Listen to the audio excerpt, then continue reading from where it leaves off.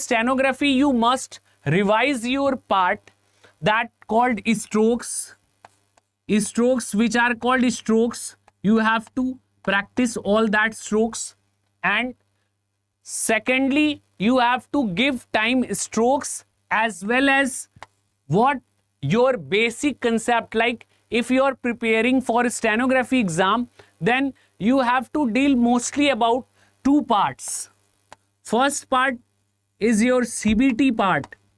CBT part, like the subjects you have to learn is stenography in CBT part, like English, reasoning, and GS.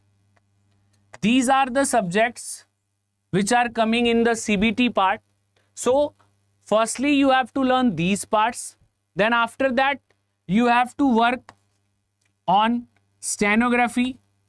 In a stenography you have different speeds of matters you have to write and you have to type. So those speeds, how those speeds work, like in a stenography, if you are go for group D exams, then you have to meet the need of speed 80 WPM. This 80 WPM speed you have to write in 10 minutes. 10 minutes you have to write 800 words. These 800 words you have to write in steno. After that, when you complete that 800 word in steno, then you have to type.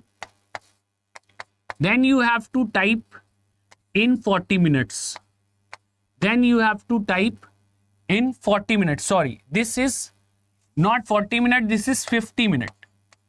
So firstly, you have to start steno writing skill, and if you are able to write 80 word per minute, so when you write 80 word per minute dictation, then this is not enough that you only have steno knowledge and you will write the steno in 80 word per minute speed, but you also have to type that 80 word per minute speed dictation in English. So you have both the combination of things, like you have to learn steno and also you have to learn typing. That what matter you are what matter you are writing in steno, you must convert into English or Hindi, whatever language you are learning steno.